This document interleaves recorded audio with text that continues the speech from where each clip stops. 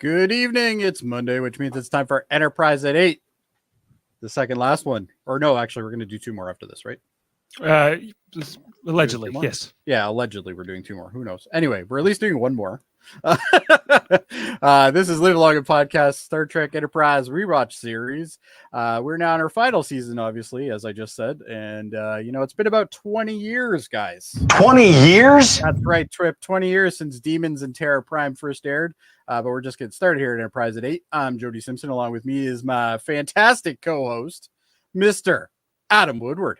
Hey, Jody. I'm getting, today I wish I took today off. My kids are away for our home for reading week. Oh, yeah. So I watched these two episodes in Terra Prime and then next week's special edition. And, but I'm feeling a little bit sad. This is almost over. Almost over. Well, we've had a good run, gentlemen. But we have to move on eventually.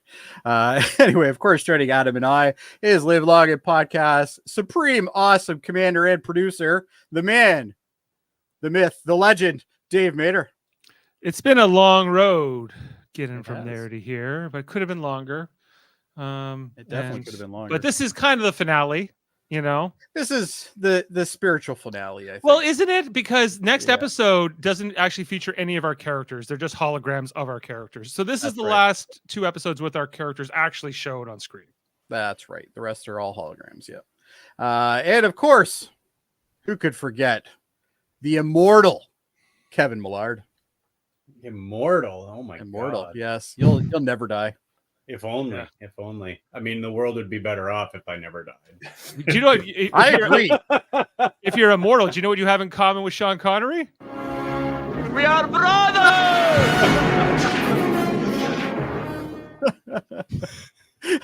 As we said, tonight's episode. Oh God, I love that thing. Anyway, tonight's episode is Demons and Terra Prime. This is a two-parter. This is episode 95 and 96 of the series. There's only 97, so we're near the end, boys.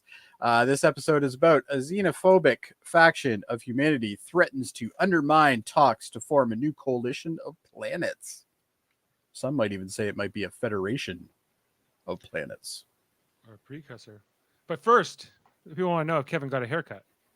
I did not. Okay. Settle that one. He found his comb, though. I did. There you go. Sick background, Jody. Thank you. I'm playing with my blue screen and green screen, excuse me, and various animated backgrounds. Fancy. Sorry to derail you there. Yeah, sorry. No derailment. It's fine, Dave. I always welcome comments from you, Dave. Yes, and Norman with us, saying he's got to leave in 10. Well, glad to have you with you while we can. Norman. 8.5 and a 10. Solid. All right. Solid. Well, thanks for joining us for 10 minutes anyway, Norman. We're also available on phones. You can take us with you. That's true. Unless you're driving. You can comment later too, and we'll try to respond. You could also get the full playback later. It'll be on YouTube as well as various other platforms. That's right. So there you go. Anyway, gentlemen, how do we feel about in my opinion, the ending of the series? This two-parter. How do we feel about this? It's fine. They could have ended it here. They should have ended it here. But anyway, yeah. I looked it up, and so the second one of this Terra Prime, it actually aired the same night that These Are the Voyages aired, so they kind of came out the same night. So it kind of is the finale, but it's also kind of not. It's a weird split up. We're looking at these two because they're a two-parter. It's a to be continued. So we're looking at it as one story, as I think it's meant to be. But there is this sort of epilogue that comes after this that we'll talk about next week. Well, it's similar to that the Star Trek Next Gen retrospective with Riker as well that they aired right after the last episode of TNG as well. Well, you can actually see that on Netflix. It's actually on the Netflix. I've watched that. That's more of like a behind the scenes kind of. It is, yeah. This is not. This was like we're going to be talking about next week. But. If you want to talk about fan service, that's and I know I'm getting ahead for next week because I can't wait to chew out that episode. But this two-parter, it's okay. And if the show had ended just on this final beat, it would probably have been too sad, right? Like it would have been. I think that's what they were trying to do, is just trying to But don't you think this episode had like it was really unique? Actually, I mean, we've seen probably some xenophobia before, but not to this degree. Yeah, we saw the earlier xenophobe in the beginning of the season. No. I'm not. I'm talking away from Enterprise. Like it like seems to be Star Trek in general. You mean? Yes. Oh yeah. Well, that's true. We do. Yeah. Especially in TNG, there was a lot of that in TNG. Not to this extreme though. I don't remember. I don't think it was as this bad, but there was like the episode where like Crusher gets abducted by the terrorist organization. There's a couple of them. Like I guess the difference here is that as we saw with Daniels how many episodes ago, when you saw the future of Archer up on that stage, we saw him at the end of this Terra Prime. Yes. We know what's coming, but you didn't. I mean, there seems to be a lot of divisiveness on Earth. Go figure. Yeah. I mean that. Nothing's We're known for changed. getting along and always get on the same page with each other. Some things just don't change, gentlemen. Kevin, you've been very quiet. Yeah, these are fine. The first episode's a little weaker for me than the second. I was getting a little bored with the first one, but RoboCop really brings it home in the second. Peter Weller. Yeah, he plays Admiral Marcus. Like this is just an early Admiral Marcus. It really is, yeah. And I think that's probably what they ended up doing when he decided, when they decided to have him in. Remember what you did back in Enterprise in 2005? Do that. Yeah, do the same thing. Be a jackass like you were the last time. Yeah. But now you're. But I didn't really buy the ship going to Mars and appropriating this laser to shoot at fucking Starfleet. Like, I didn't have a problem with it. Oh, it was dumb. It is it's kind no of dumber than moving Deep Space Nine. And they did that the first 1,000 times dumber than moving Deep Space Nine. And they never tried to use Deep Space Nine to attack Bajor or anything like that. Like, I was kind of watching this today going, what? Because I had never really sat down and watched these two fully. And then I was realizing, they were able to shoot at a starship that just happened to be in space. I understand that they have a defense grid. I get that. And that would be, hell, Trump was even saying that crap when he was trying to make his Space Force. So I can totally understand that there would be a thing. And as for the ship moving, the ship was a small ship. Like it was essentially a base, but it was small. If you figure it out, like when it's sitting beside, like when it shows you the shots of the ship, like even landing beside that array, well, those arrays aren't that big. So realistically, it's just a facility that can move. I as a mining thing, totally makes sense to me. Like look at mining platforms. They can move and they're pretty big. So I don't have a problem with that. The big giant laser attached to them. Well, no, they appropriated the laser because the distance between Mars and Earth is pretty substantial, isn't it? Like that you could to fire a weapon from Mars and hit Earth? I don't think the time that was elapsed during the episode really a second. They literally showed it's we're gonna go to Mars, and then they're at Mars. It's like even if this weapon went the speed of light, it would still take time to get between Earth and Mars. It would take a little bit of time. Yeah. There's probably a calculation. The ship made it though because they warped. They say that they warp inside the system. Yes. Which makes sense. But when you think about it, look at Zephyrin Cochrane in First Contact. His whole thing was to fly to Jupiter and back, I think, or something like that. And he did it pretty quick. It was an hour flight total. Light travel time, light speed time to Earth is 3 minutes. 3 minutes. From where? To Mars? From Mars? From Mars. Really? So any weapon fired from Mars would take at least 3 minutes to get here, right? Yes. Unless it goes faster than the speed of light. Which your problem is the thing shooting from Mars to Earth is the issue. Well, it's that would be slower than light. I'm just saying somebody's not using Occam's razor in their planning of their schemes. Clearly people weren't. Very convoluted. This is one of the worst terrorists I've ever seen. He's not a good terrorist. great at speeches. Absolutely. Yeah. Well, Peter Weller. Like, come on. Sam asks in the comments, he says, what is the TNG retrospective on Netflix called? It's actually not called anything. It's actually just in the Netflix listing. I think if you look at season 7 and go to the last episode of season 7, I think they give you the option to see it as well. Or it might be under specials and trailers. I think it's on YouTube Netflix. too. Is that on YouTube as well? I think It's so. just basically a behind the scenes thing. Jonathan Frakes kind of going around the sets and stuff like that. That's basically all it was, but it was neat anyway. Yeah. Sorry, I killed it and then you put it back on again. You can kill it. Okay. All right, I'll kill it. Yeah, if we want, I don't know if we want to consider. I didn't do anything. I don't know, man. What's going on here? There we go. Do we want to consider this two-parter the true finale, or is next week the finale? Well, the next week is the finale, but it's Next week's the finale. terrible. Next week's the finale. Yeah. Next week week's is the the finale. finale. I don't think It is I the don't think it's finale, but I terrible. still think this spiritually. Yeah, I'm with you, Adam. It's not as bad as I remember it, but it's not great. And there's so many stupid things. And it also takes place during a story in TNG, which is actually really good. So a really good story. I like that one. Yeah. I went back and watched that today too. The true finale, says Sam. Because if this is the true finale, it's not great. it's not a great finale. Then, no. technically. But it's better than next week. So then I don't know. Like if you want to look at like how it compares to Next Gen, DS9, and Voyager, and how they wrapped up their respective shows, this has to be the The week. Voyager finale is terrible, though. That's I hate better it. than this. Better than this show's finale, yes. Better than this two-parter. It's like I would rather watch Endgame than watch Terra Prime and Demons again. But not that this was awful. It just wasn't like blowing me away. It felt like you could have thrown this in the middle of the season. And you could have ended with I don't know what one of the other multi-parters we watched, the Babel one and United in the Enar, or even the stuff with the Vulcans or whatever, right? Like there was other places they could have gone.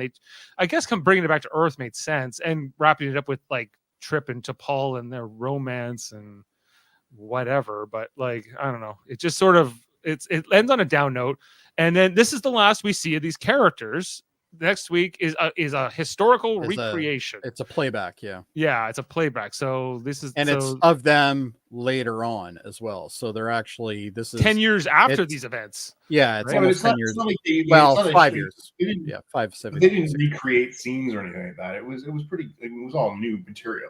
It was all new material, but it's new, but they're not. You're looking at holograms. You're not looking at.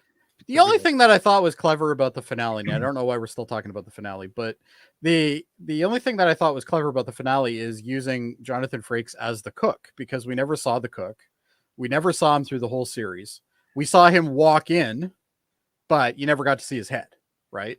And he would just put plates down and then he would leave, right? So it was like, yeah, I'll give you that. That was kind of, it's the only redeeming factor of that last episode. I think there's a couple others, but I think I know this is next week, but I think that they could have done more of that. Why didn't we just cover all three during this? Maybe we should have. I think they could have done all of more of that, more of Jonathan Frakes as the chef, and doing sort of a goodbye to all of the characters, rather than just a couple of them, and then going on this mission with Shran. Like, who fucking cares? And that was to just get Shran in again, I think. But great, could we have maybe done it differently? Just not as a holodeck thing. Yeah. Okay. Can we actually follow? Like, we got to do this episode first. So let's do it. Let's just get all right.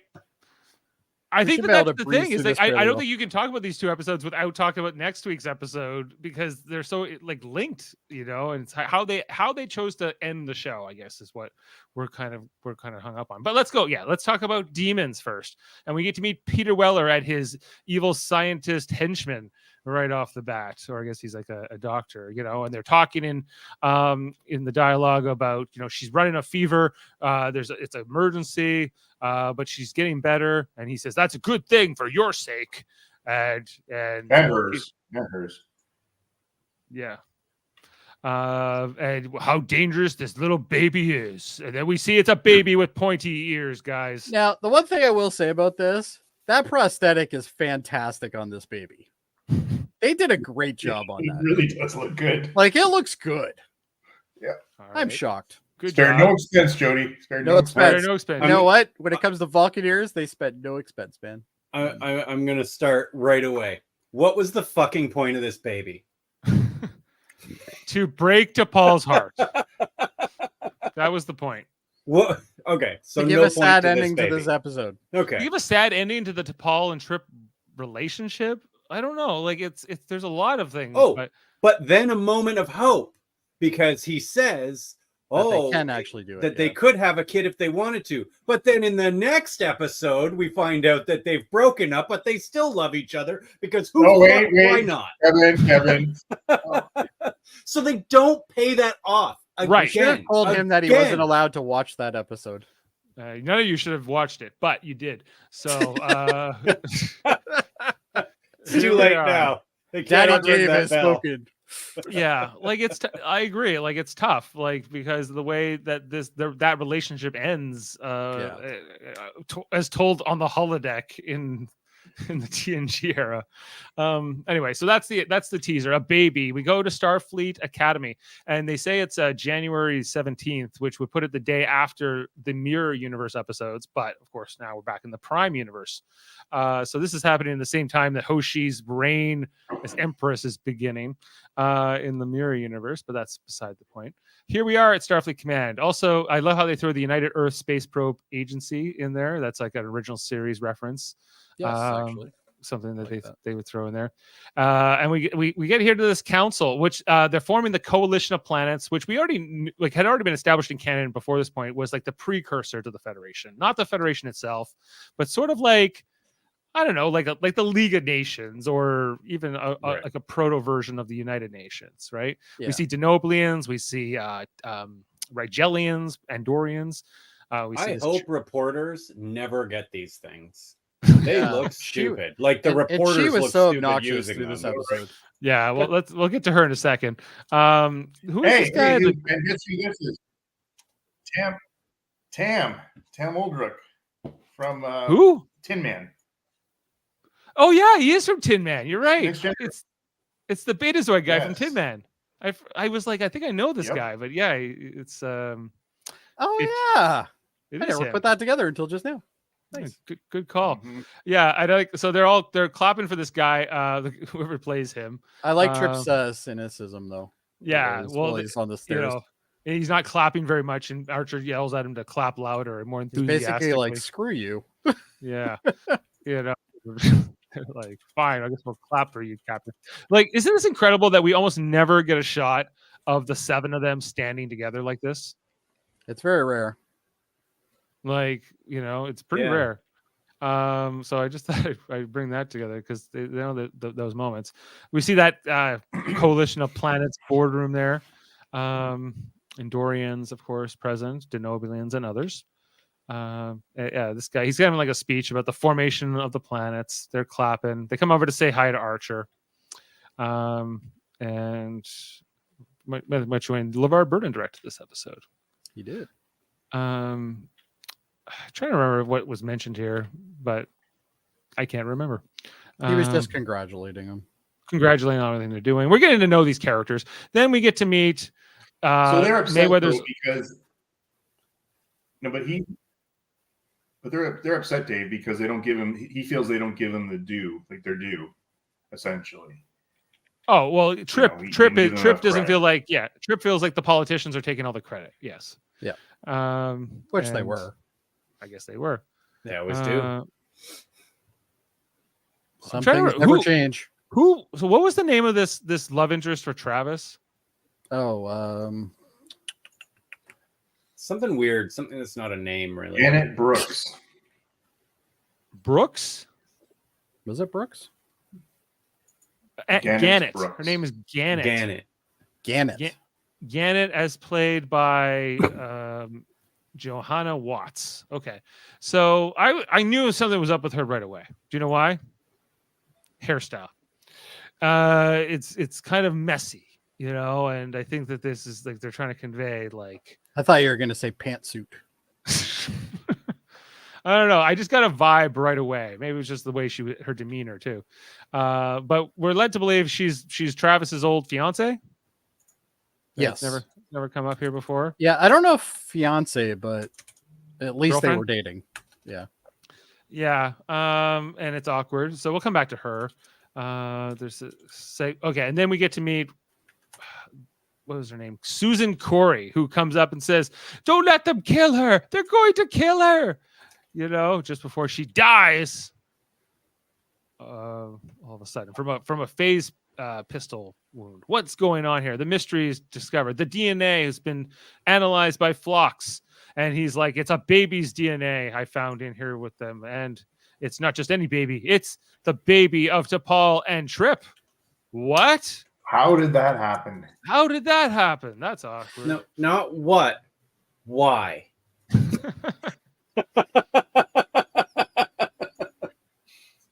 They couldn't find any other humans or Vulcans anywhere. Why these two? Yeah, specifically, just to make it a bit more personal, I guess. Well, they probably spend the most amount of time with each other of all humans and Vulcans together. Right.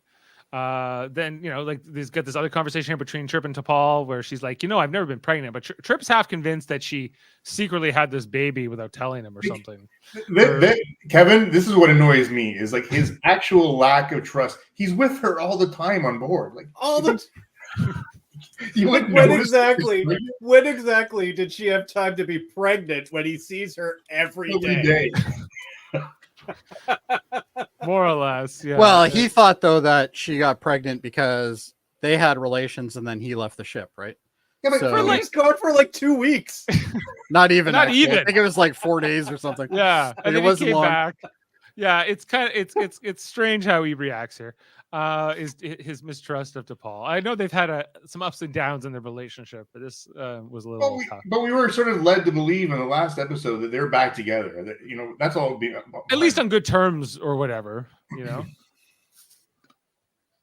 So the link is in the chat for the retrospective. Then in the in like the conference room here, Archer is getting coffee for I can't remember this guy, the guy from Tin Man, but he's like the Federation president or whatever he is. Or he's like the Nathan Samuels. Is that his name? He's like Nathan the commissioner Samuels. or something. Yeah. Nathan Samuels. He is a high-ranking Earth government official. It says. He's a minister or something. They call him. It's like a consulate or something. Yeah. No, they call him a minister. Minister. Oh, minister. Okay. He's from the United Earth government, and so like him and Archer are having this scene where they're having like cappuccinos for some reason. In tiny. Okay, no, this. Okay, you drink cappuccino at tiny. Why did he have to keep getting up and filling his cup? Why don't you get bigger cups? Because he has to stand up, Kevin. Yeah, standing up. He's constantly okay, like. But in the Christ, wow, something just beeped. In the first season though, they did mention that Archer likes coffee a lot. So maybe that's what it was. Maybe he just likes to drink a lot of it. Okay, yeah, sure, but then you get a bigger would cup. want a giant cup. Yeah. And maybe bring it up before this last episode. Yeah. That's all. Anyway, this is a minor thing. They're trying to figure out that. So yeah, in that scene with the minister and the little coffee cups, he was like, "I want to look into this whole thing with the baby, with Trip and Paul," and he basically says, "No, let the government officials or like let the investigators do their jobs." And no, so then Archer says, "Reed, I got a mission for you," and he gets Reed to call up the Section 31 guy, who he told him never to talk to again. And he was so upset he threw him in the brig because of it. Right. I did like the line him a favor when the guy says, I thought you said for me to never contact you again. And Reed goes, I contacted you. I told you. Yeah. And then he's like, not wrong.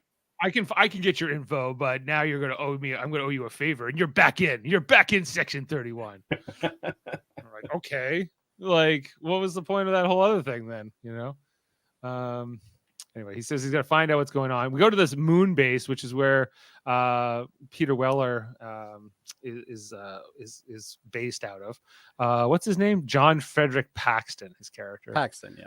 And then this creepy dude who in everything he's in, he plays a lawyer of some lackey, and he always does. He always plays like the sidekick, or something of like evil sidekick. I don't know what his name is, but I'm trying to look him up. There's a lot of characters in this. He's always like the slimy lawyer sidekick.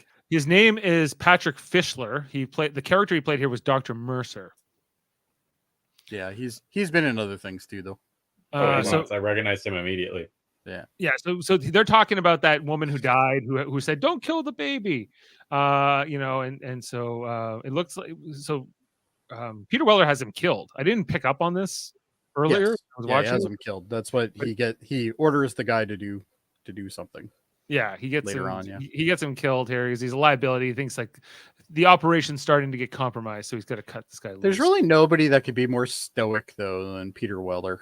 Like he literally is stoic. Like, well, he played a robot cop once. Yeah, well, it's probably because they're like, well, the guy never smiles. You might as well give it to him. Right. Anyways, looking at establishing here on the moon. We figure out pretty early that he's the bad guy here. This is like the second scene. Yeah, this isn't hard to figure out. Yeah. Yes, if you're looking at Earth from your moon base, you are likely the bad guy. He's like a Bond There's a good chance. Yeah, he definitely they got the right guy for this part, I think. He makes his. I think this two-parter is much better because he's here. I think absolutely. Yeah. And then his sidekick guy here. Did it occur to you? This is the guy he plays Doctore in Spartacus, but did it occur to you guys that how come they're still wearing ties in this time of in the future? I don't be wearing a tie. What's wrong with ties? Well, the Admiral did. I know, but this guy's in a moon base. Like, I don't know how formal it gets up there. But... He's still a businessman. He's the head of a mining corporation. That's right. His daddy left him. Are you just hoping that ties will not be in style by the 22nd century? Well, you know what, David won't matter to me too much, but no. Yeah. Yeah. You know what? I'm getting really tired, Adam, of your anti-tie agenda. Okay, like it's getting ridiculous. Yeah, here we see an admiral over here wearing a tie. They're wearing ties all over. Like, yes, they wear ties. They wear pantsuits. Like, let's pantsuits, all kinds of things. Fashion hasn't evolved too much. Red leggings. Red leggings. So go back for a second. What's interesting is that lady is there, but she's also over there too. You ever notice that? No, not until you pointed that out. Yeah. Maybe red leggings are just popular. Okay. Or maybe clothing is pretty popular now. Same lady, yeah. Totally is. I'm just I can't see if she's anywhere else there. Okay, so when we meet this other ambassador who's talking to to Daniel, no, it's his name. Who knows? Who cares? Nathan. This guy's important though, because this is going to come up in the fun facts. I think his name is Ambassador something. He's supposed to be from Cordonite. That journey to Babel, and they're like, do you favor Corridon getting a mission to the Federation? Okay. This is Corridon. Oh, okay. Weird. I thought you meant no, I didn't mean who cares about the Corridon guy. I meant the other guy. Oh yeah, no, that guy, Nathan. But he said he's complaining about the Tellarites. The Tellarites are spreading lies about us, and kind of does tie into the journey to Babel a little bit because we know that them and the Tellarites will have conflict in 100 years. Yeah, right. So this guy kind of goes away, and then Archer goes to talk to Nathan.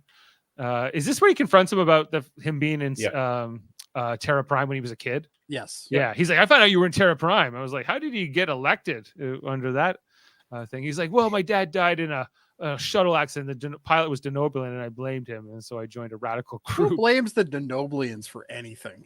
I don't know. Like those smirks alone, like right. So Archer kind of accepts his answer, moves on. But there's Archer's like, just remember, I know about you. Yeah. Well, the guy here, he releases all the information to Archer after this conversation. Yes. Right. All the file and everything. So Archer's like, I got you. I know what's up with you. Why you didn't want my people to look into this investigation. Why you wanted the official channels to do it instead. Yeah. Then on Enterprise, we catch up with Mayweather, who's doing some work on the computer, I guess, just to be interrupted here by Gannett, his old flame, the journalist in the pantsuit, who he's a little cold to. He's not super happy to see her, but how things ended between them. Right. The worst thing about it is I didn't buy any of their chemistry. Like, yeah, I wasn't like, there's no way these two are an old. I thought it was odd that they're like choosing to give this storyline to Mayweather now, here at the very end of the show. Yeah, they're like, oh, you know what? For the last 4 seasons, we've done nothing with you. Oh, we'll do something with you this episode. Because remember how he had like that girl like he grew up with on this freighter, you know? Yeah. Well, you think you'd bring that character. Instead, they bring that would have made more sense. I feel like he was just walking around the set and someone went, "Who the fuck are you?" Yeah. And he was like, "I'm on the show. I'm Mayweather." They're like, "Oh, we better get you something to do." My name's even in the credits. Like, come on. We're going to pay you. We're going to get you to do some scenes here or something. Somebody probably figured out that he didn't do his like mandatory hours or something. And they had to give him more time on screen. Also, we had this scene here with Trip and Phlox in the sick bay where, He's having a hard time with this. Trip dealing with the fact that he has a kid out there somewhere and trying to understand it. And he seems more pissed off that he has no idea or recollection of making it. Yeah. He's like, oh, man, I don't even remember. It's not like with the rowboat and all that, Yeah. But I don't know. He's a very fertile being, though. They try to give a couple scenes to Phlox in these last 2 episodes, and this is one of them where Phlox is probably wasted in this episode. I think he shines pretty well in this scene. I think this scene's not bad, but he's pretty good here. There's not much more, but he doesn't have a lot to do. I'll give it, but they try to give him as much as they could in this 2-parter. Yeah, makes sense. Then we see here Peter Weller, the Paxton character, watching Colonel Green from who we had seen in that original series episode with the good versus evil, with the lava monster. Spock! Right. Yeah. Although this guy doesn't look anything like that guy, really. No. But only in name. Yeah. But this is like his boyhood hero, Colonel Green, the genocidal maniac. We're told by his professor. Misunderstood, Dave. He's just misunderstood. He is misunderstood. He was just euthanizing people with radiation poisoning. So it's nothing to see here. And then his lieutenant guy here, not the doctor, but this like soldier guy, Daniel Greaves, who's played by Peter Mensah.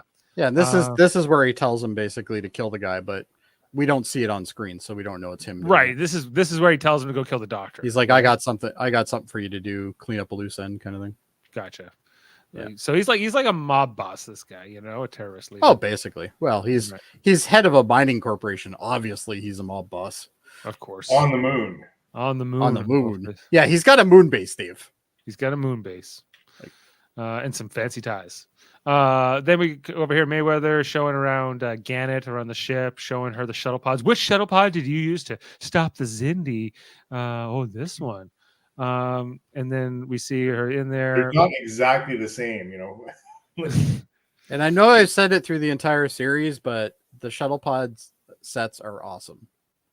I think they did such a good job of them. Yeah, she thinks so too. It's getting her all excited. No, she's not worried about the shuttle pod set. Yeah. Okay. But then they start kissing, but she drops something here in the shuttle pod. So we're like, I'm still confused. It turned out that she wasn't a bad guy in the end, right? She was actually working for Starfleet Intelligence. He thought she was working for Terra Prime. She's actually not. She's working for Section 31. But it was really glossed over. Well, Starfleet Intelligence, but Section 31 or Starfleet. Even if she's working for, why does Starfleet Intelligence need someone to come on board Enterprise to do this? Because there's a traitor. There's a traitor on board. So she's trying to find the traitor by making out with Travis? No, I think that's doesn't find him. No. Like, actually, Travis only, we'll come back to that. But yeah, so she's here to find the traitor. Okay. I was hoping it was that jackass in engineering, but it wasn't. Oh, yeah. It was the other jackass in engineering. Yes. Yeah. The new one that just showed up for this episode. Yeah. Yeah. Well, next episode, actually. Right. So and here in the briefing, they decide that there's the ties to the moon base, and they know that there might be some Terra Prime people there. So they end up deciding to send Trip and T'Pol to the moon base to infiltrate it, basically, which is what they do. Oh, we see the dead doctor there in the Rebel, killed by Daniel Greaves, presumably. And then, the moon base. They're mining the moon with those lasers. All I want is a shark with a. Well, friggin' I wonder laser. if maybe this will come up in fun facts. I wonder if any of these are props from like Star Trek 6. Maybe could be from Aurora Penthe. Yeah, This looks like Aurora Penthe set. Here we are in another cave. You know, we just like on our Lower Decks episode last week. It's all about caves. So I thought it was interesting that they sent T'Pol on this mission. You know, she's being a Vulcan. She's don't think both of these guys have vested interest in this. I don't think either one of them should actually be here. Granted, but I think that a Vulcan's a little bit more conspicuous than especially sending him into where they hate aliens. Right. Yeah, but there is other aliens around. There are. They show a bunch of them. Or the well-known commander of the Enterprise. Yeah, right? at this point, she's probably been on TV and shit. So. Yeah, but like Trip too. Like they'd be world famous. They should have sent a couple of Makos in. Even before this indie stuff, they would have been famous. But especially after. Anyway, and then here's Trek. So I guess they didn't finish in the shuttle pod, guys. Everybody on Enterprise does sex terribly. Like they leave clothes on all the time. Like just it's stupid. Yeah. But anyway. But he's distracted. He can't stop thinking about Trip and T'Pol while he's in bed with her. Dave, if I'm going to be in bed with you, I want to be in bed with you. Yeah, that's my rule. So I almost wrote an intro that had something to do with that line, just so you know. Yeah. And then I decided not to. Yeah, she like really reminds me of an ex I broke up with, and I was just like, oh yeah, there's a reason. Yeah. But crazy knows crazy. Yeah. No, she wasn't crazy. She was. No, I'm just kidding. And then her. Here's Hoshi and what's his name? Malcolm. She's tracing the signal. She's zeroing in on that little signal, the thing that she dropped off in the shuttle pod. And then back in the moon base, this other guy meets now Trip. I don't know about you guys, but the minute I saw this guy, I'm like, oh yeah, he's totally gonna like, screw over Trip. Like, what was his name? Like Ezekiel or something, or Josiah or something. Yeah, it was something biblical. I think it was Josiah, and so he's like, all these friggin' aliens around, huh? Yeah. And then I was like, what kind of alien is that guy? I don't know. But he's like, oh, so Trip plays along. He's like, oh yeah, I know what you mean. He's like, when you come to our little anti-alien rally later, you're invited. Powwow, yeah. I want to come. He's like, oh sure. Then he catches up here with T'Pol, who they're gonna start. I don't know. They got something going. Yeah, he gives Josiah start giving his little speech about these damn aliens, getting them all killed or whatever. This didn't really resonate at all to me. Like, it just kind of was blah, I thought. Yeah. It was pretty makeshift speech kind of going on. T'Pol was doing her scans on these moon rocks over here. Somebody needs to explain to T'Pol how to be inconspicuous, because she never seems to know how to do this. Well, that's why she gets shot here. And we see who it is. It's Daniel. He stuns her here. And while Josiah keeps making his speech, and he's like, I can tell you who's responsible. This guy, Trip, commander of the Enterprise, totally famous. Why'd they even send this guy on the mission? Makes no sense. I'm surprised there wasn't like a neon sign beside him. Yeah, this guy. This is Trip. Yeah, and they're like, what? He's like, this sucks. Like, how did he not see that coming? Like, yeah. All right, and then Gannett here and Mayweather. But so at this point, she's shady, because she says to him, because he has to go, she goes, is it all right if I work from here? Because she wants access to his terminal, right? Right. So, and he doesn't say a word. He doesn't say yes or no. He just leaves. Archer shows up. He's not impressed. Archer shows up and then Archer shows up right at He doesn't say hi to Travis. He just walks right in. He walks right in. He's like, I'm here for her. And then he's like, she's a Terra Prime infiltrator. He's like, no, say it ain't so. He goes, but we had sex with your bra on. Would have been a far better episode if she was. if it didn't turn out to be again nothing. Yeah. Yeah. Or like put him in a situation where he's got to stop her. Right. Stop trying to trick me, Enterprise. Just tell me a good story. Yeah. Good point. Yeah, then back on the moon base, Trip and T'Pol captured by Paxton and his forces. Trip's looking to throw some punches, but then he meets Paxton, who's like doesn't do things with his fists. He's more of a cerebral villain. And then I think Trip's like, didn't I see you in Detroit one time? He's like, I'll show you my moon base. This felt very Bond to me, like especially with those two in these jumpsuits. $1 million. $1 million. Yeah. And then he's like, you watch this, Trip. And then he see, look how big that thing is. It's not that big, because if you look at the top is most likely the area that they're standing in. It's not that big. Like it's a little tiny thing. No, I'm fine with the idea that this thing can move. Okay. I don't get the point of taking it to Mars to fucking blow up because something on because Earth. he had to take over the array. Communications array. It just seems like so many easy. But he needed the communications array so he could broadcast everybody, and they could have made the communications array be anywhere. Well, they could have, but it was on Mars. Right, but they could have put it on the moon. Well, they could have, but then where would he have flown to? He wouldn't have flown anywhere. He wouldn't. Well, then you're missing the point, Dave. Oh. And then we wouldn't need 3 minutes. That's right. Yeah. Got it. All right. The interrogation here of Gannett, whatever her name is. Look how fast I'm going through the universe right now. I know. She wants a lawyer though, and then Archer's like, "Get her lawyer." You know, I don't care. But she couldn't tell Archer that she was searching for the spy, right? No, apparently not. That could work. That would have made things easy, but no. Okay. Yeah. I'm not sure he would believe her at that point anyway. In case it's Archer, I guess, or something. I guess it's Archer or it's Reed. I guess. Wouldn't it have been awesome though if we found out the mole was actually Mayweather the whole time? or Reed. That would have been Reed. Yeah. A lot of things would add up all of a sudden. Yeah. All those times. At least that would have been interesting instead of this goober we don't know. It was always weird that he knew how to fix the transporter. Yeah. It was Mayweather all along. Here's them taking the mining colony to war. That's perfectly plausible. I'm good with that. Take them. But they don't really need to go to warp to go to Mars, though.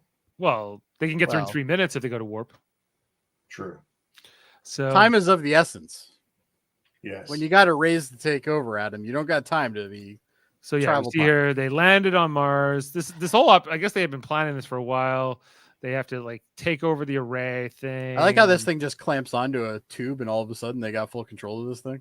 Yeah, I was like, maybe you need better security around your big communications array. Starfleet needs to figure something out there. Starfleet's not big on security, all right? People steal shuttlecrafts all the time. There's never any ships near Earth. Like, this is pretty higher Malcolm. Worf never stops anybody that enters the bridge. Yeah. Like they have no problems with this. I just why is there a laser on Mars capable of destroying things on Earth? Why do we even have that? Unclear. Go out into space without any fucking phase cannons, but we got some big thing on Mars that can destroy full buildings on Earth? I think the bigger problem here is that you can literally clamp onto a pipe on Mars and all of a sudden you have control over this thing. Like there's no protocols to fix here. Yeah, this is like pretty bad. Consider like we don't need the Zinni to come like the fact that the playback though, as they're playing back the thing, is like getting spotty and shit. I like that.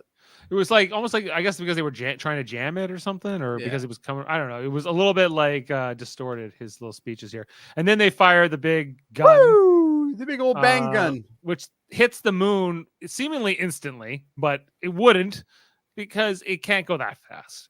Yeah, I don't know what the actual time you would see this coming for at least a couple minutes. It would at least take 3 minutes, right? At least. You know, so he starts like, this is only a demonstration of our power. By the way, go back one.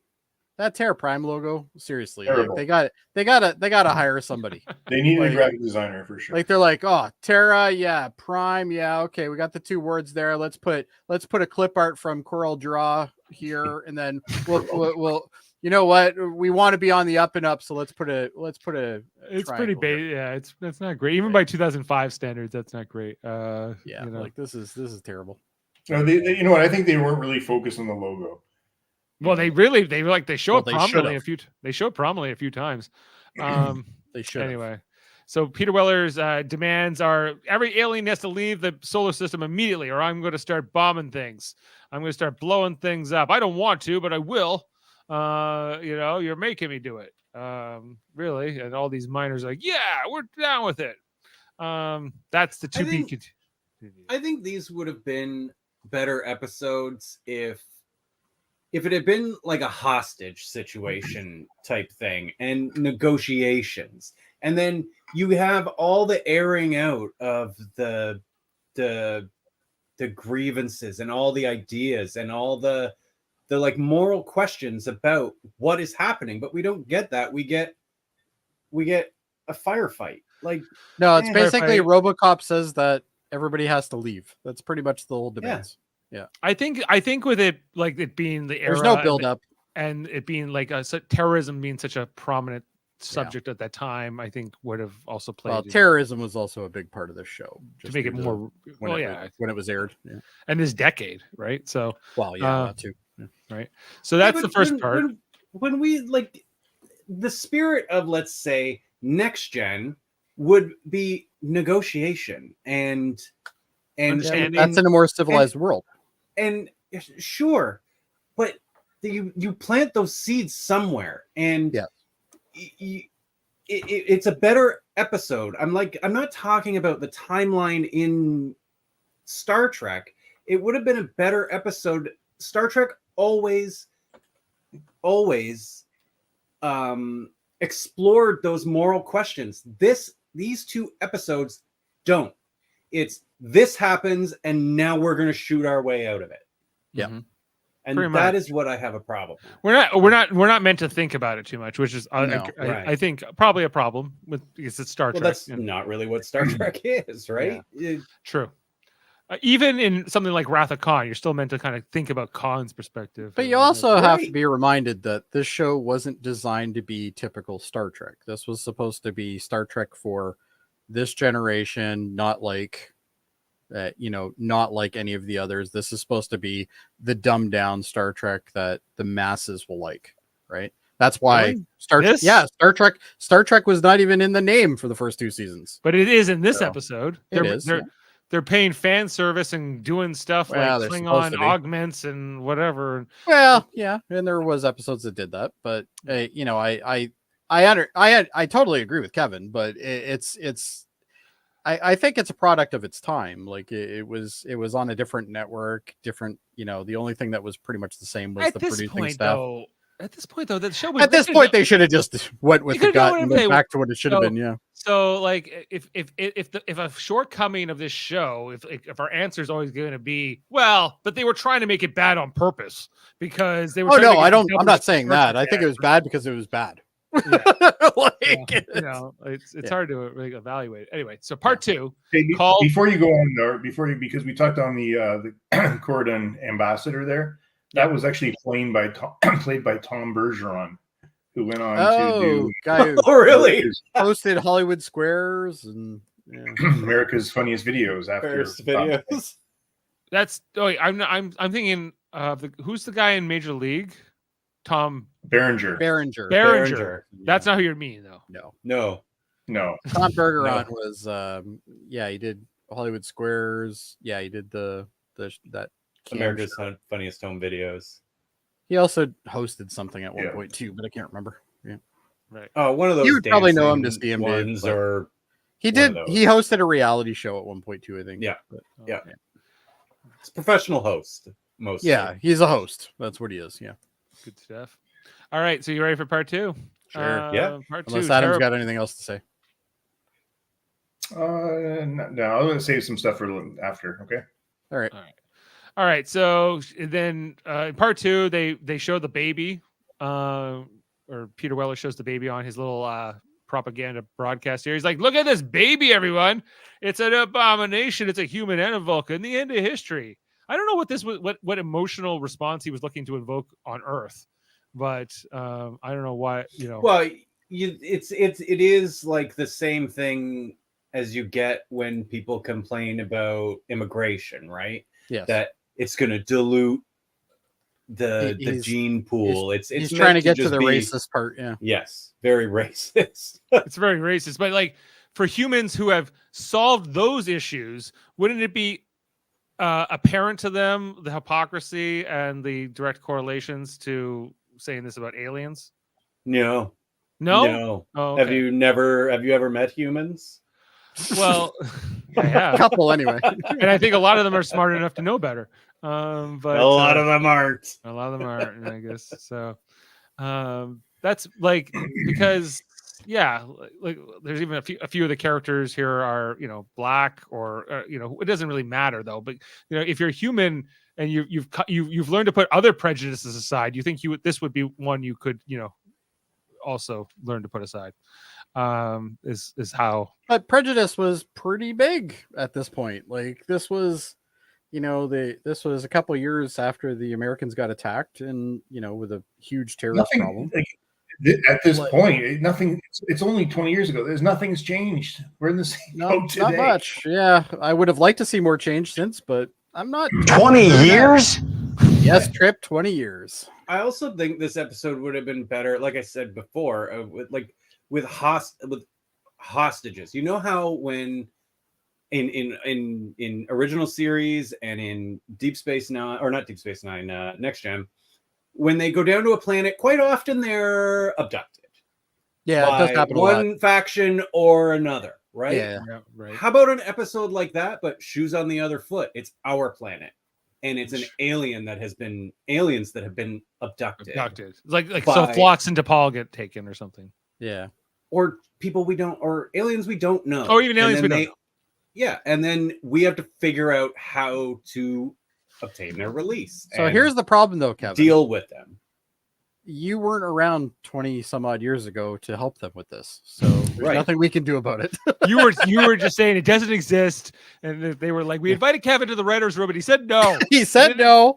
He said, I don't even know what Star Trek Enterprise is. Yeah, and is that a thing? So I would have never said no. You know what? Come to think of it, immediately. Kevin, it was your fault. It might have been your fault. Must have been. That's right. So Terra Prime, the title card for the second episode here. We see Buddy here, Nathan saying, "Get this transmission off the screen." Get Peter Weller. Peter Weller's off there spouting off with his little propaganda. What the hell is RoboCop doing? And he says, I'm going to attack the people who are the most responsible for all of this alien interference, Starfleet Command. And we see like the aerial shot of Starfleet where he's going to take it out. Everyone check out our cool logo. Terra Prime. Me and myself. Yeah. And then he's like, here's a demonstration. And we see that they can shoot Enterprise with this super powerful laser from pretty far away. And Malcolm says, oh, that was only like 2% power. They could have completely destroyed us. If you're Peter Weller, what would hold you back? I don't really get it. Like it's again, why is this weapon on Mars? No reason. It's a defense system. Really? Where is it in the future? Yeah. Did they use it against the Borg? It wasn't used against the Xindi. It wasn't used against the Xindi either. No. Was it Xindi too? Well, so where is it in the past? Maybe they built it because of the Xindi issue. Well, it was maybe. Maybe they should put some security around it, not let Peter Weller take it over to his moon base. That would probably be appropriate. With his giant claw. The claw. Right. Soval shows up in this part of this episode. You're like, great, Soval. Right. We hear that there are some angry human xenophobic people outside the different alien embassies, including the Andorian embassy, saying words that the universal translator won't translate. Possibly. It's probably censored. Slurs and things like that. Oh, for sure. You know? This is they run around calling everybody pink skin, so I don't know if that's necessarily a great thing. It was this scene that made me think of it being better as a hostage, because yes, they say that to the humans, maybe you're not ready. And how many times have we heard that from the Federation to other planets that are having conflict on their planet? Well, maybe you're not ready for admission. And to have these like a species say it to us was interesting. Yeah, no, that was a good point. Yeah, like so actually, when you think about it, humans actually became kind of dickish because we ended up turning into what the Vulcans were this time in TNG, because we would go down to planets all the time. We'd be like, no, you're not getting admission. Well, I think that this could be even like a whole other discussion on its own. Probably something best for like Locutors of Trek or something, because like you remember like in the Deep Space Nine, like Bajor had like that anti-alien faction, the Circle and whatever. Yes, yeah. And I guess it comes down to like, well, when is a planet ready for the Federation? How small of a minority does it need to be for it to be not worth caring about? Whether you want to listen to them, or if it's something that still needs to be resolved or not, what percentage of Earth is anti-alien here? I don't know how many people were on that Indian planet that Starfleet was like, we got to relocate all of them in TNG. I can't remember. Oh, you mean the Maquis planet? Yeah, it was like, well, I don't know if it was the Maquis, was it? It was a couple thousand, I thought. Like, yeah. It's not, right. So it's at least a couple thousand. But that was I'm talking about when we're talking about an alien world, like how united do they have to be, or or not, right? Like obviously you're always gonna have. I mean, the Federation isn't even united. No, but I also look to the government. Like, why is there such anger and fear against this? Happening. Somebody hasn't done their job as far as communications to sort of get everybody on side. Yeah. Right. Maybe that Xanet should get or Gannett, whatever her name is, should get a news story out there. Maybe. Yeah. Help the people.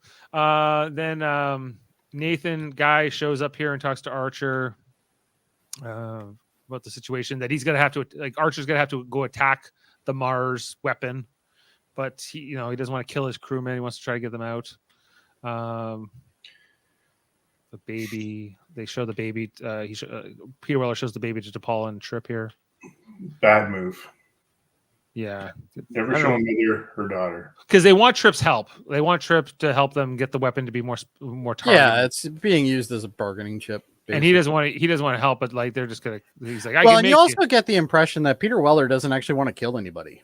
Like he's not. He doesn't. He doesn't want to kill anybody. Yeah, he doesn't want to kill anybody. He just wants what he wants, and he wants it done. Yeah, he wants it done. But he's willing to kill people. He's ready. He killed his doctor friend. He's basically Hitler Youth. Like he's not totally invested in it, but he's kind of there. Right. But he's still despicable. Absolutely. Yeah. Okay, then we get another shady meeting here between the Section 31 guys, Malcolm and Harris or whatever. Where he gives for a guy that's not supposed to talk to these guys ever again, Malcolm keeps doing it. Yeah, I'm glad they touched on Section 31 in this show, and I'm glad it wasn't a big, huge part. Yeah. I'm glad about that too. I like Section 31. I think it's a great thing to add when it's done correctly. When it's done correctly, it was done incorrectly in Discovery. They did a good job in this show, though, even in the little bit that was there. I'm fine with how they used it here. But yeah, in Discovery, they're like they didn't seem to understand that Section 31 was separate from Starfleet intelligence. That it was kind of a rogue. Yeah, they put them together, kind of thing. Yeah, they're like, it's all the same. Or like, no, can you guys actually do your research anyway? But Malcolm shakes this guy's hand by the end of the meeting, guys. He's back in. He's back in. Absolutely. They pull me back in. He's finally clued in that, like, if Archer's moving on to another command post or something like that, he's not going to bring Malcolm. Like, Malcolm is like so useless. Like, there's Malcolm's looking for his next job. He's like, already. You're going to have to find another job, Malcolm. Yeah, I'm sure one of the other NX ships could use Malcolm. Anyway, so it's funny how one of the first episodes was also about a comet, and then we go back to a comet again. Yeah, they're like, we know comets. Yeah. Hey, remember all that research we did on that comet like fucking 4 years ago? We know comets. What do you think about that now? We've seen a lot of comets, and fucking T'Pol's just like, oh my god, these fucking guys in comets. Their plan is for Enterprise to hide behind a comet so it can get closer to Mars. Sit in the trail, yeah, so they can't get seen. There. Yeah. But does he say no to this plan? Yes. Or initially? Yeah, he does. Right? No, Enterprise doesn't. It's the shuttle. guy. They take the shuttle behind. They take the shuttle. Yeah, not Enterprise. Enterprise is too big. Right. Scene here between Peter Weller's character Paxton and T'Pol, where I can't remember what they said in this scene. I love Peter Weller. You know, she's like, you're bad. Okay, this is the scene where like we need to get to Mars, and this is where we see what's his name, Kelby. He's back, guys. His mirror universe counterpart might have been eaten by a Gorn, but he's doing okay. He's like he's still wearing the commander pips. This is the other engineering douche you meant. So you're like, okay, it's gonna be one of these two douches. This guy ends up being the traitor. We don't know this. No. It should have just been Kelby. Like, it would have been. Why not? Yeah. It would have been so much better if it was Kelby. Yeah. They're like, no, it's not Kelby. But Kelby's dumb enough. Like, he's not a traitor. He's just dumb. Is what we're kind of. And he's angry. But he would have been a perfect candidate for being a double agent, though, because of the fact that like he's so stupid, he could be manipulated so easily. Like anybody could have manipulated him.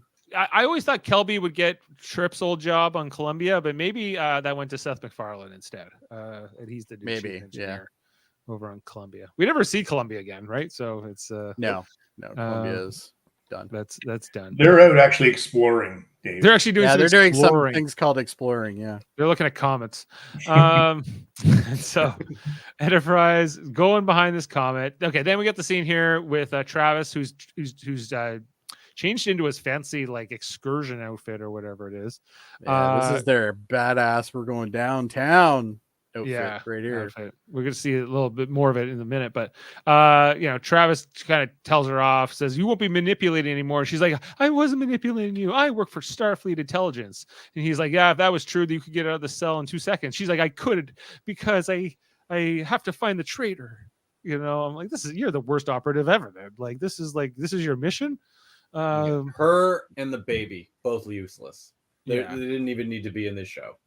Yeah, it could have been her baby for all we care. So did he not say that he's going to go tell the captain about this conversation? He did, didn't he? Yes. Yep.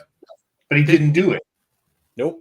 No, because like once he leaves here, he has to go directly into the shuttle. Yeah, with the captain. They don't have time for those things. What was she putting? What was she putting on the door? Was she like attaching some kind of device to the door, or was she just touching the door? Just touching the door. She was banging on it. But this is critical. Like, honest to God, he needs to tell somebody about this piece of information, and he doesn't. Well, hold on. Are you trying to tell me that Mayweather is useless?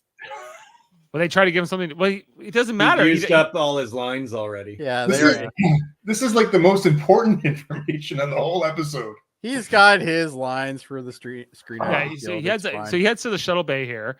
I like how Phlox has been tasked with this mission. He's just playing with the gas mask. He's like, oh, this is fun. He's like, oh, what do you use these things for? And with everybody out now, all the senior officers, guess who gets to be in charge of the ship? Hoshi. Again, this is why Mayweather should have told somebody because everybody's gone.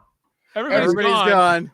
Why would you leave Kelby in command? Isn't Kelby a commander? Isn't he supposed to be in command of the ship? Okay, number one, would you trust Kelby with the ship? No, but he outranks Hoshi. Yeah, rank isn't always everything. Yeah. So anyway, he's never even ridden the bridge, Dave. I don't think we've seen him on the bridge ever. So I think the command structure really only works when there's nobody to tell you who can run the ship. But if somebody's leaving the ship and goes, you know what? I don't need the guy who's got 3 pips who's a complete fucking jackass. I'm gonna give it to the language chick. Yeah, well, that's what they do. They give it to Hoshi, and Archer says, "I remember when you used to jump from the subspace turbulence." He's like, "I still do." She goes, "I still do," and now you're gonna give me command of a ship. Yeah. Thank you for the callback to the terrible character that she used to be. Yeah. Like, can you just leave it alone? I think in a way, maybe they were trying to. That isn't art. She's redeemed herself. Let's move on. Redeemed herself. All right. Back on Mars. Trip is working on this device, and he's talking to this henchman here, Daniel. And he's like, "You got that unnatural abomination of a kid, half human, half alien, whatever." And then Trip, they get into a fight. I didn't get a lot of screenshots of the fight. I did like his smile though at the end. Yeah, but Trip gets, because he knew he achieved what he was trying to do. Trip gets his ass kicked here. He's beaten down. And then that's pretty much the only scene. He tries to fight the bigot and he loses. This is pretty good. And then they start going in the shuttle pod here behind the comet. You see, I guess Travis having to do some fancy flight work. It's getting a little crazy flip here. Some switches anyway. There's no more anti-nausea medication, so for Malcolm's passing the barf bag around. Malcolm's been offered a barf bag by Phlox. This was and you've already got the impression he already used it. And then he hands it to Phlox, and Phlox is like, "What the fuck am I going to do with this?" It's so good when he hands it back to Phlox, and it's like you can tell it's got a little something in it. And Phlox is like, I didn't get that. All right, and then Paxton talking to Trip here, trying to get him to do more. Well, and he's like, "Well, now you are going to do it. Engineering work. Now you're going to do it." I don't know. I don't think this is working for me as much. Like going back through these shots. Do you think they put that hat on the kid because they were tired of putting the prosthetic on it? Yes. Yep. So they're doing the old voyage home thing, huh? Right. This is absolutely. Yeah. They're doing City on the it Edge would of have been Forever. awesome if they had, instead of a hat, a fucking torn piece of like torn piece of like a bandana. Bandana. Karate Kid type sort of thing. Okay, Like, little do you know your future. Do you guys like the sequence here where they had to like crash onto Mars, like with the shuttle? Through. Well, they didn't really crash. They tried to make this look as cool as they could. I thought. There was a lot of flippies. Malcolm is the best. Not Malcolm. Travis is the best pilot ever. You know, he's got to be good at something, right? It ain't relationships and it ain't talking. Archer's actually letting him fly. The end of the sequence was a little bit corny when they're all like, "So, I'd like to do that again." No, thank you. And they're all grinning and not the best. Yeah. They throw Trip in here. What were they trying to get him to do? Okay, this is the MacGyver scene. Okay, guys, this is okay. I was like, because they throw a Trip in here, and then Trip has to figure a way out, and then they play this music that they have never used in all of the show. I pulled it just because we have to hear it. Oh, really? I didn't notice. Oh wow.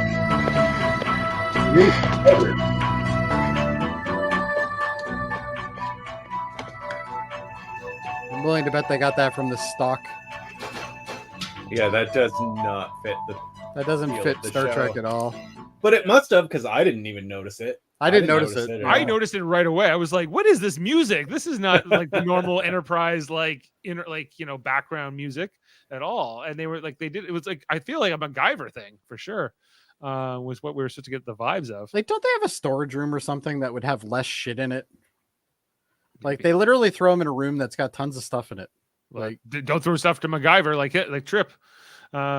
Anyway, so okay, we also see here. I like that. That was cool. The Mars Heritage Site, the Carl Sagan Memorial Station, first rover on Mars, July 4th, 1997. It says Mars Historical Preservation Society. Whatever the reason you're on Mars, I'm glad you're there, and I wish I was there with you, Carl Sagan. That's cool. Yeah, because he died around this time, didn't he? I think so. Yeah. We'll see, that comes up in fun facts. I guess that's the actual rover itself there. Obviously, a few hundred years old at this point. The shuttle pod coming in, lands near there. Oh yeah, he died in 96. And then, so I guess that we get to see what these suits that they're wearing. They're just kind of like they have like a gas mask, but they're not like a full EV suit that they're wearing. They're kind of like a more like a lighter version. Yeah, this is like a kind of a hybrid between their desert thing and like because they say before this. They say before this that they're not going to need all that stuff. Like it's not. Yeah, it's still pretty cold on Mars, right? Like, I think it's but they also said that there was an atmosphere processor or something there. Oh, okay. Because they did mention something about it there. So this is like again, Total Recall. Total Recall. Yeah, get your ass to Mars. Right. I think he's like, this is the 30th planet I've stepped on, and Phlox is like, I've been on 250. So I like the fact that when they got out, though, they all kind of said their number, which I thought was kind of cool. Yeah, that's all right. A neat thing. Back here with Paxton with T'Pol. This is where she has like the private conversation. She's like, you could. They send the soldier away. She's like, you're being treated for your disease with alien technology or alien medicine. You're a hypocrite for your nervous disease. You'd be dead by now if it wasn't for alien medicine. He doesn't care though. This is the way his father raised him or something. Back on Mars, they're sneaking in. Then we got the guy giving the bureaucrat. Hoshi to open her eyes while she's driving this thing. Classic, telling the officer, no, you need to attack. And she's like, well, I can only be ordered by somebody in my chain of command. He's like, get the admiral on the line. And then she says, no, don't call the admiral. Yeah. So well, that plan's been foiled. Yeah, he can't give her a direct order, right? So we see the rescue mission continuing here on Mars. Archer and his team, they find Trip. This is right where the guy's giving Hoshi the order to attack. You need to attack now. And then, I think, Archer calls just in the nick of time to Hoshi. Said, we've found it. We've taken the room, and she's all relieved. She doesn't have to kill them. She doesn't have to order the attack. They phase and then a very long firefight. Long firefight that goes on here and on, eventually leading to the showdown here between Paxton and Archer themselves, having this conversation. We see the window starting to break slowly. This conversation here between Paxton and Archer, where I don't know, Archer's not really digging it too much, but then the window blows up or cracks and it's sucking all the air, and he starts activating the weapon. And Archer puts a mask on Trip.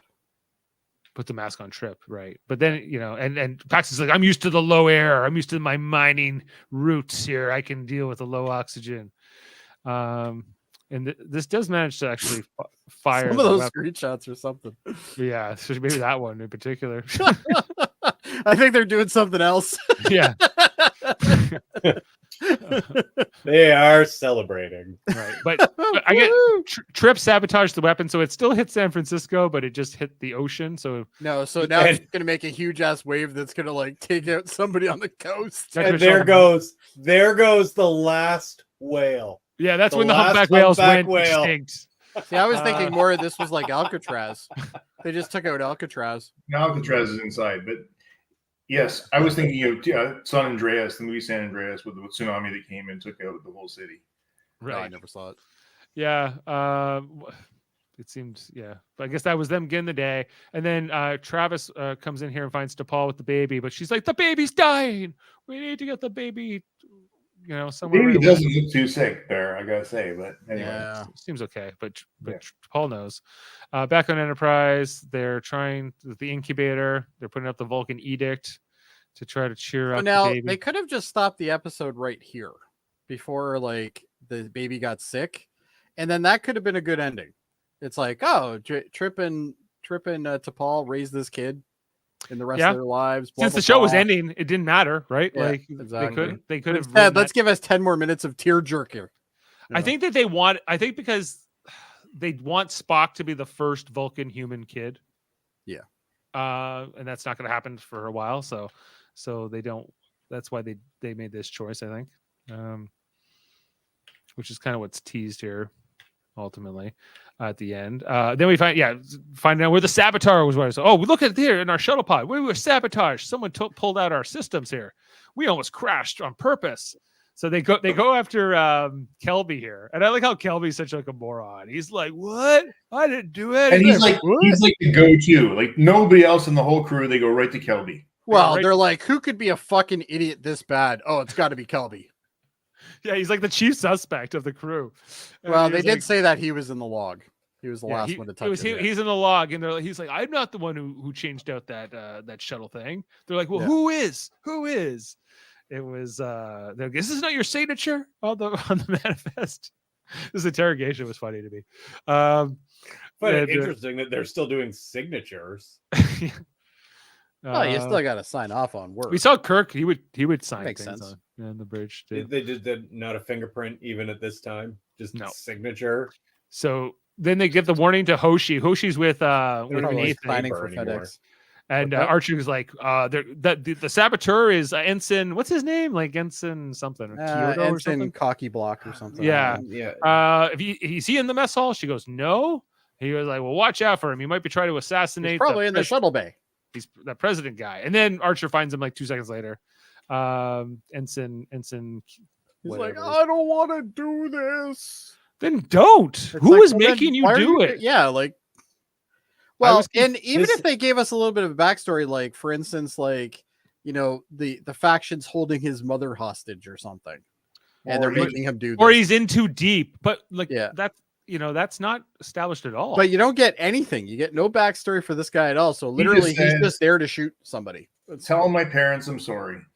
Yeah, it's like, but make this Kelby, make him angry about being replaced, make him angry about all the crew that was lost during the Xindi and thing. Make it trip. Boom. That's your cohesive fucking story. Instead of this goober who we don't know. Apparently Archer doesn't even seem to know him either. We just picked you up at the crew change a few weeks ago. Ensign Massaro. We don't know Ensign Massaro? Well, we do now. He was in two more episodes before this. He was in Damage. Really? He was in he was in that episode where they remember the episode where they stole the warp coil from those oh yes, okay, the questionable one, yes. Right? He was in that one apparently, and he was also in Bound, 2 episodes, like in the Orion one we recently. But I'm with Kevin here. Like the natural go-to is definitely Kelby. Like, why wouldn't you bother? Why wouldn't you just do Kelby? We don't even know this guy. We don't know this guy. I didn't even realize he was in episodes before this episode. That's how insignificant he is. Right, and why he's doing this, and what his motivations are, and that none of that's established. At least with Kelby, he would have a motivation of some sort, and he ends up shooting himself in the head here, with the phase pistol, close range. And the only disappointing thing about this is I didn't get to see it. Yeah, Archer's I would have liked what episode is that? That's the conspiracy style when the head.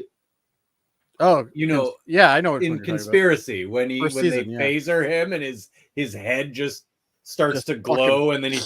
That's the one with the bugs that are taking over. Yeah, right. Yeah, that was in TNG first season, right? Yeah. Oh yeah, the bugs. Yeah.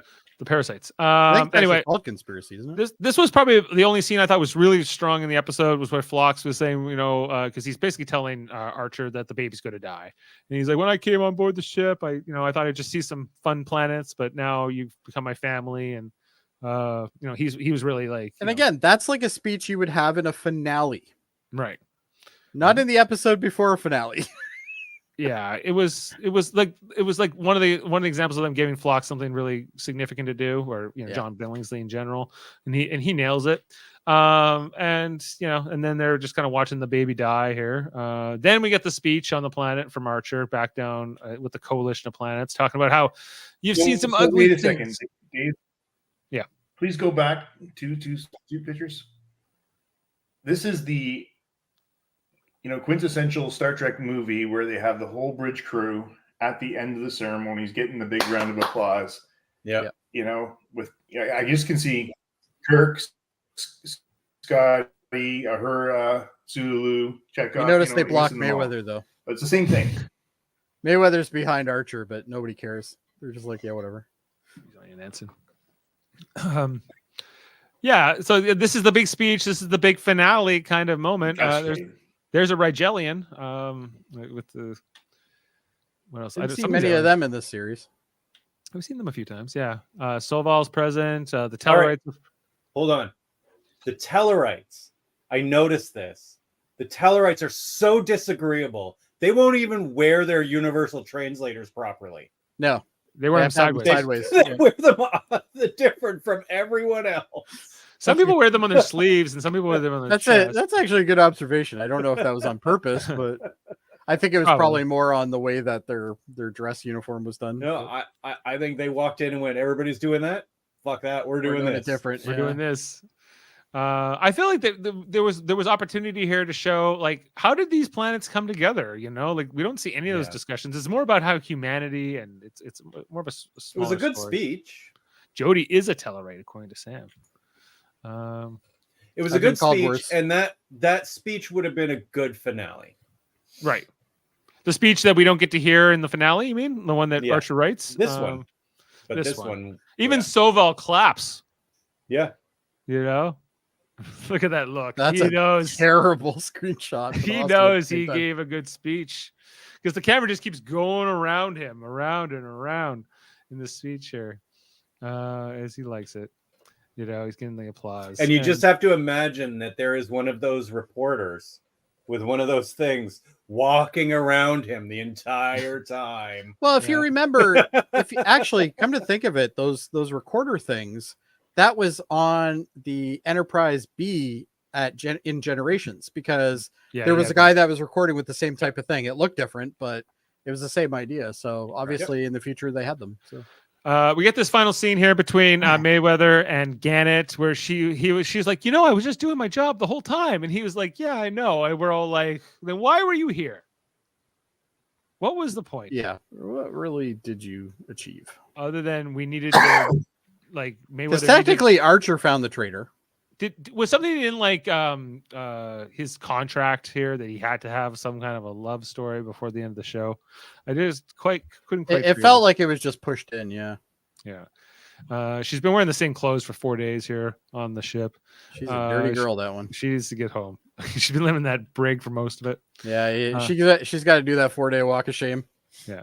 And then back in, this is kind of the last scene, I think, here, right? With T'Pol in the quarters where she's kind of grieving over the baby. Did they name the baby? I think they named the baby Elizabeth. After his sister. His sister. Yeah. So, you know, this is where he comes says, well, there's no reason that humans and Vulcans can't have babies. So, you know, maybe next time it will work or whatever. But it won't. It won't. Well, actually, if we can segue here. Sure. Because so Dr. Flock states that human and Vulcan DNA aren't compatible. Then later Trip tells T'Pol that Phlox was determined it was a flaw in the techniques used to combine the DNA and the human can have a child, right? But they already know this. If you remember the episode E Square, yes, where T'Pol and T'Pol and Trip had a baby. They did.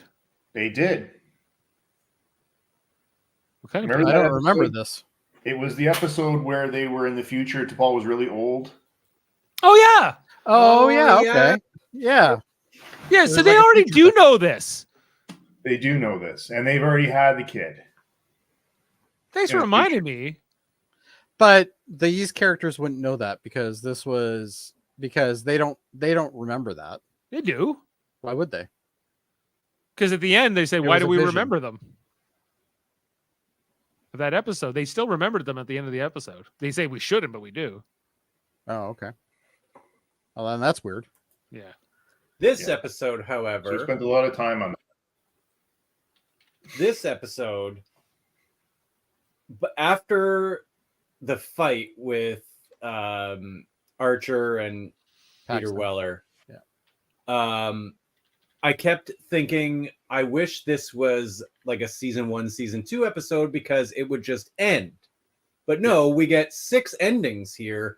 Everybody's got it. Like, it's just long and drawn out ending with everybody feeling their feelings. It's really irritating. There was almost no story. After we've gone through this now, my rating is going to be much lower than I thought it was going to be. I didn't like this at all, I guess. I didn't mind it. I'm starting to think the same. I think the second part, I'm starting to really go, oh. Any more fun facts, Adam? Sure, there's a few. Actually, Sam, if you look back in the chat there in the comments, he had asked how long Vulcans are pregnant for. So I did a bit of a search for that, and it turns out they're pregnant for 10.5 months, Sam. There you go. Humans a little less than that. And Kevin's not going to answer that question. This is the only episode where Hoshi Sato is seen in command of the Enterprise. Which,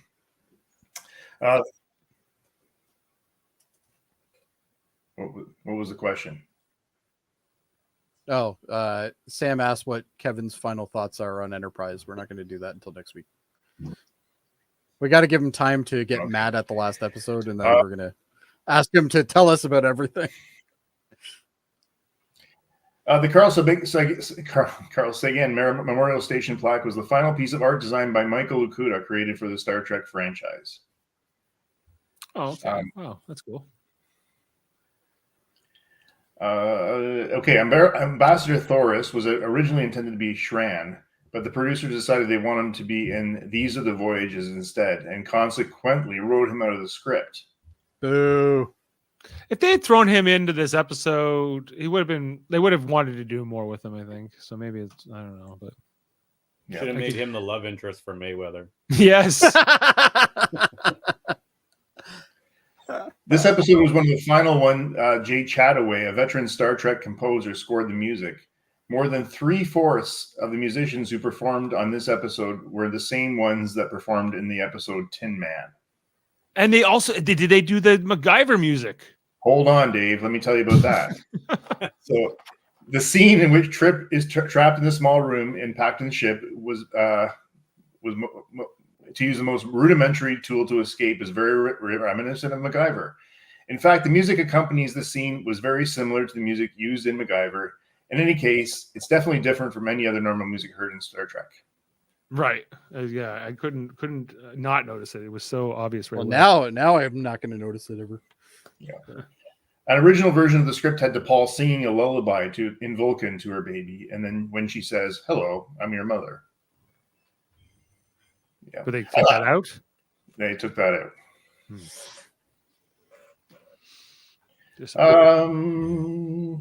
47 reference. Door 0347 is the room that T'Pol and Trip's daughter is in. So I'm sorry about that one. I don't even know what that means. Okay. Is that a 47 reference? Is that what they mean? Yeah. Yeah, dumb. Okay, I like this one here. The first Vulcan human baby named Elizabeth. This is an homage to Trip's sister who was killed in the Xindi attack, but also reference to V. The first human alien baby was named Elizabeth. If you remember that series back in 1983, you guys probably don't remember that. Oh, the miniseries. Yeah. I was born in 1983, so it was a great series with. I've seen a repeat of it, but I wasn't. Yeah, there was a remake of it, but they had a reptilian species, and they bred successfully, and there was a baby named Elizabeth. Oh, neat. Yep. And I think this is it here. Yeah, we'll just leave it there, Dave. But anyone I guess that's about it. There we go. Okay. Well, thank you, Adam, for the facts. The fun. All they right, were let's fun. get the ratings. Let's get the ratings going here. All right, Jody, you're up first. I'm gonna do 7 on Demons, and Okay. I'm gonna do 7.5 on Terra Prime. All right, Adam, you're next.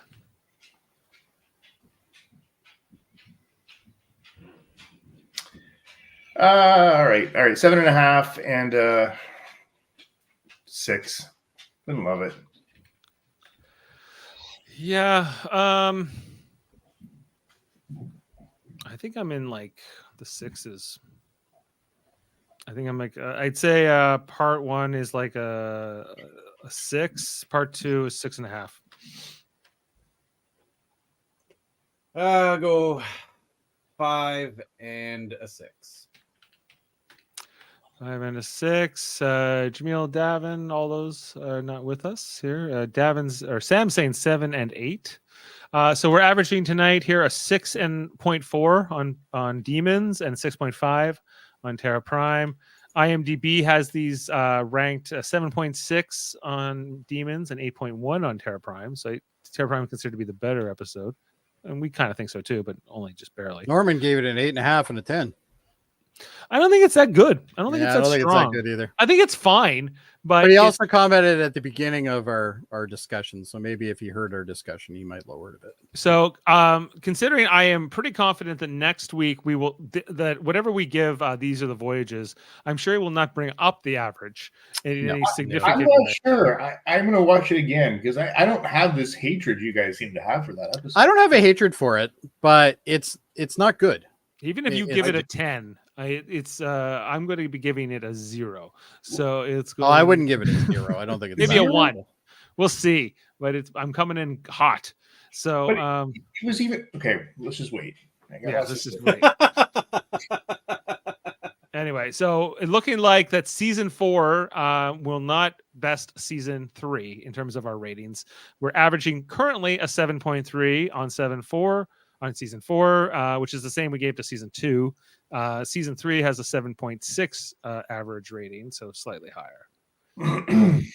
Yeah, I'm surprised that my ratings between 3 and 4 are so different.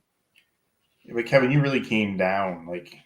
Yeah, the last Bound you I gave think it 0 to, which three season 3 was a little more consistent, I think. But the season 4 like 3-parters that I liked, I really liked. Yeah, you were I think I like season 4 better, but it's less consistent. Not according to the ratings. You don't. No. Not when you factor in the episodes you hate. Can you go back right up to the top there, Dave? Let's just check them out. Where did Kevin lose it? Where did Kevin lose it? He started at Delius. Well, he gave 0 to Bound. That's not helping his average. No. He's been giving out 10s like candy. So well, he gave a 0 to Home as well, though. He gave a 0 to Home as well. He gave out a lot of zeros. Yeah. What was Home? The one where they come back to Earth and like they go back to Earth, and then like there's the Zenith. It's basically actually Archer technically part of this episode. Hernandez, they're climbing the mountain together. Oh yeah. It's not a good episode, but it wasn't a 0. I'd rather watch that than either of these. If that had if they were singing at the campfire, I would have given that a 10. If they did row your boat, I would totally absolutely more. Yeah, absolutely. We were in a rowboat. And look how many 10s he gave out in season 3. He was a whole bunch of 10s. All right, so a lot of 9s. Next week's episode is going to be the finale, obviously, and then I think we're going to do one more episode after that where we're going to take the top 5 and the top 5 crappiest ones. So we're going to re-talk about them a little bit. See if they deserve, if we want to re-rank them or re-rate them. Yeah, exactly. I think that we'll probably be doing a bit of re-ranking.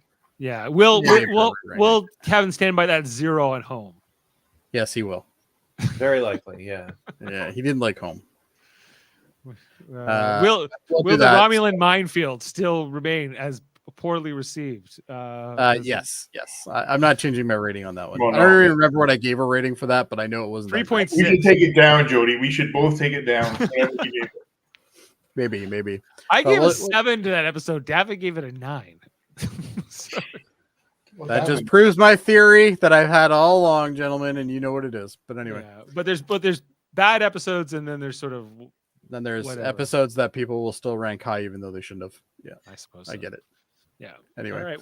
So we got one more left in the rotation, and then after that, we're going to do our retrospective after that, and then we're done. And then we're going to move on, I think, to DS9, aren't we? Get ready for next week. Adam's going to try to convince me that this episode isn't bad. That's what I think we're. Oh, Dave, I'll have you convinced because I've already got a great argument for that. Oh, I can't wait to hear that. Because I don't have an argument for that it's not as bad as Dave says it is, but I may come with an essay. I can't wait. It's going to be interesting. That will be bad. Talk about uniforms. Please talk about uniforms, and I'll be the uniforms. There is issues in the uniforms with that episode. Oh, I know. So, and they're on the TNG side, I'm guessing. Yeah, they are. Yep. Right.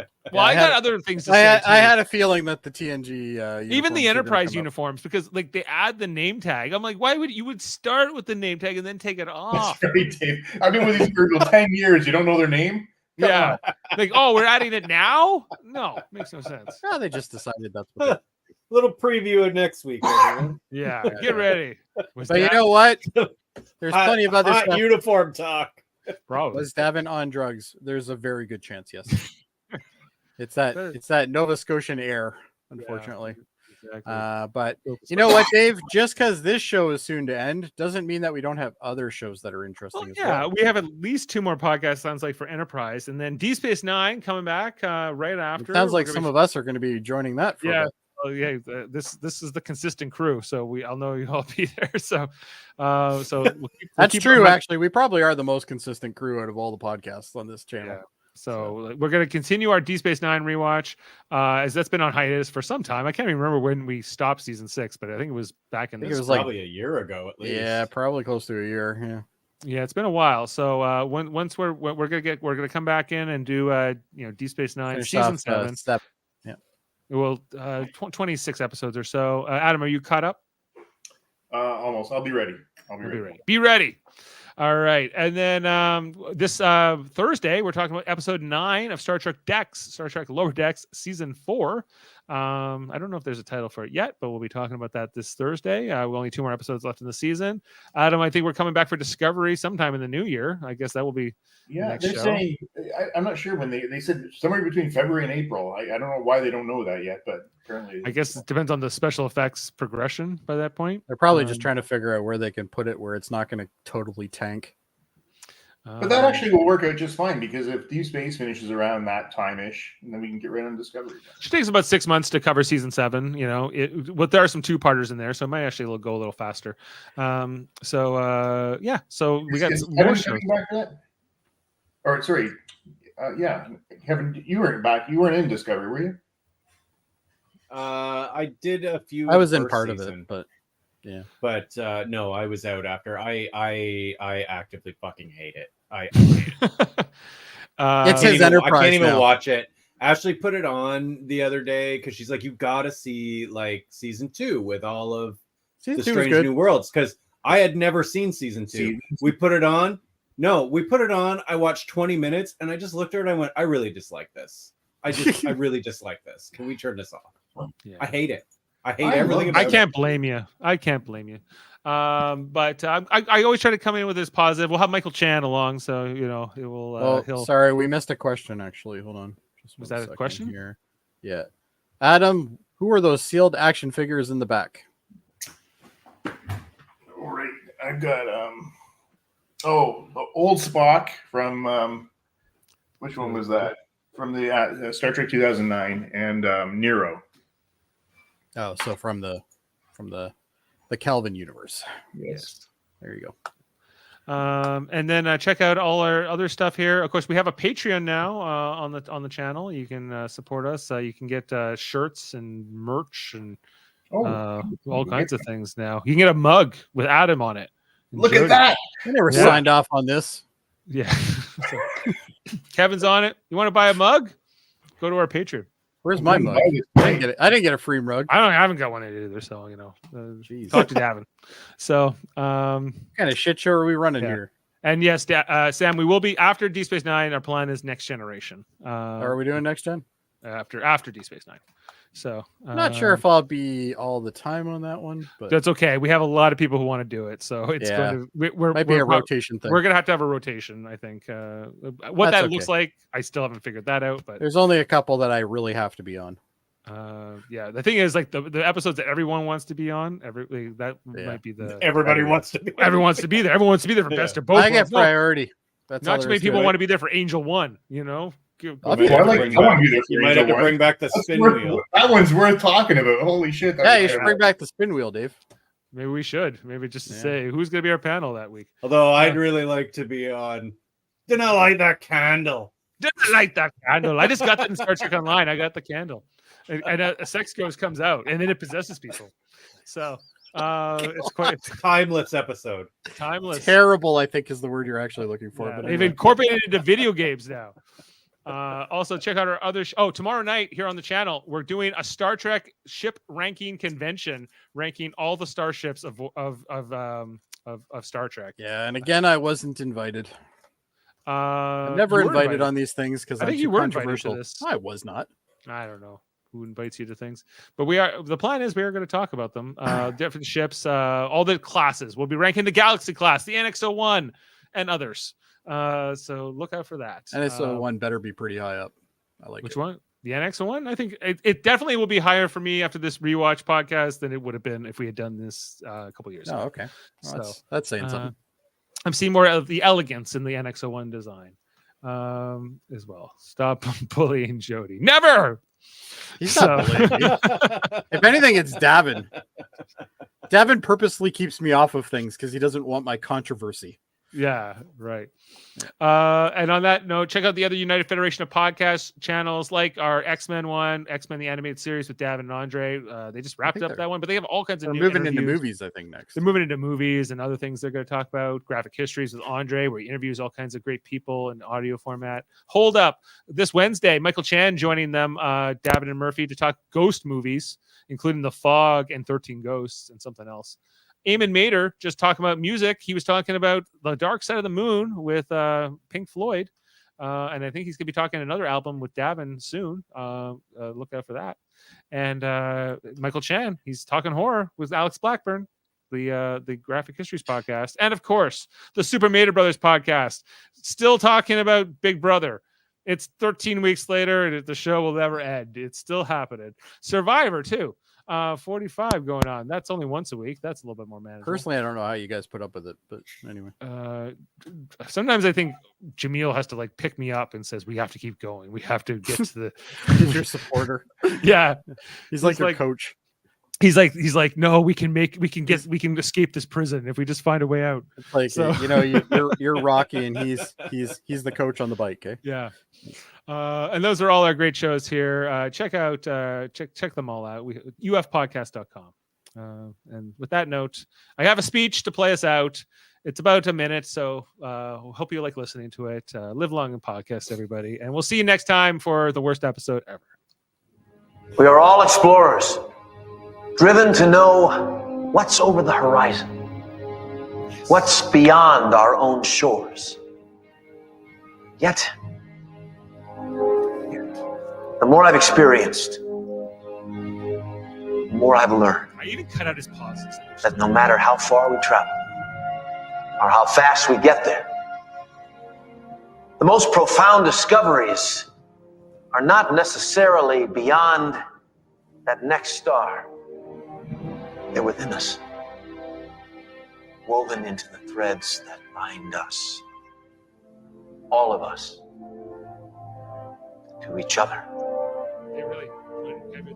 The final frontier begins in this hall. Let's explore it together. Sure.